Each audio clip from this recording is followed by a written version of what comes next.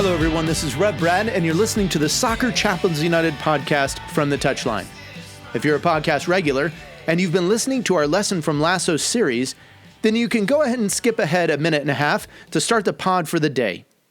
Well, it's been almost 25 years for me as a volunteer chaplain and press officer in and around professional football. Soccer, as we like to call it here in the U.S. And with that in mind, I've been offering this occasional series entitled Lessons from Lasso, essentially giving a chaplain's perspective on some of the things we see in the hit TV show meshed up with my own experiences in the game. All the while trying to be careful not to over-spiritualize what's on the screen, but commenting on some of the elements I believe can be great points of personal and professional development no matter what your role or relationship with soccer. So whether you're an athlete, a coach, a staff member, or executive, or even a fan of soccer or of the Ted Lasso show, I hope you'll find this series fun, creative, and having a little bit of everything for everyone that's in and around the game. Thank you for listening to the From the Touchline podcast. Here we go with another lesson from Ted Lasso. He's found the space, and he's found the back of the net. Just a little off foot, thinking he's going to go far post. Not strong enough with his right hand. Whips that one in. Far post, almost made amends, and they have. He has the hat-trick. The second in his career. The third of the night. The hat-trick hero. Talked about you're not going to be able to sustain that kind of pressure. To the corner. Goes towards the near post. And you're the angle, and what a goal! What a goal! We're back with Lesson 28 from our Lesson from Lasso series. This lesson, we see Coach and Roy Kent seated at the gala benefit. Lasso's asked a pretty insightful question of the veteran footballer. What were you like when you were young and making a ton of money here in this league? Kent is cuffed. He was young, immature, selfish. Everything that he sees and complains about in the youthful Jamie Tartt, that's what Kent was. Well, Coach Lasso's word of wisdom? Don't let the wisdom of age be wasted on you.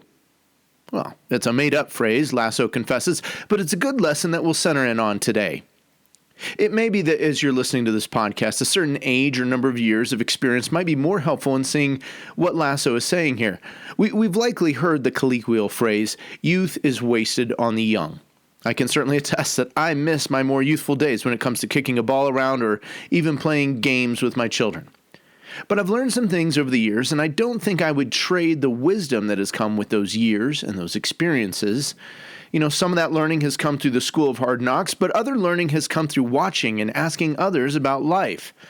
A British author and theologian, C.S. Lewis, once said, "The next best thing to being wise oneself is to live in a circle of those who are." And certainly I've been blessed to have several people in my life that I can go to or watch and observe and learn from. But time and others are certainly no guarantee that someone's simply going to grow wiser. Wisdom requires a certain intentionality attached to it, and attaining and applying wisdom is not always blatantly obvious. Here, as we watch Roy Kent, captain of the AFC Richmond football team, we would expect him to be maybe a bit smarter, more savvy in gaining the lead of the locker room. But perhaps for reasons that usually happen later in a football career, Kent either doesn't have the wisdom or he's unsure of exactly how to apply it. Coach Lasso is there to help guide him. You know, in my years as a football chaplain, I've seen the captain's armband change many times for many different teams. Typically, the duty and honor has fallen to the athlete with the most experience who's on the pitch and in the game. But not all captains are suited as leaders, and not all have the wisdom to take on the armband well. So where or how does one gain wisdom? Solomon, the wisest king to ever live, wrote extensively about wisdom. In the book of Proverbs, you can find a lot of things that he writes about it there. But one verse in particular, Proverbs 9, verse 10, we read this: "The fear of the Lord is the beginning of wisdom, and knowledge of the Holy One is understanding." Now, Solomon here isn't saying, be afraid of God, as in the fear of the Lord. He's saying rather, wisdom begins when we rightly honor, revere, and respect God. When we know God, when we strive to understand and be in relationship with Him, we gain wisdom. Well, how about for you? Are you wise beyond your years? Or would you be more identified as the young prima donna type? Where and when have you gained the most wisdom? What have been those sources of wisdom for you? Family, friends, mentors? What about your faith? My friend, let me encourage you to seek after wisdom. And don't just settle for the wisdom of this world. There is a wisdom that is greater and deeper. And it is a wisdom that comes from being in relationship with God, from seeking first after Him. It is a wisdom accompanied with knowledge and with understanding. It's a wisdom that, like wine, gets better with age. And just as Coach Lasso said, let me encourage you, don't let that wisdom be wasted with you.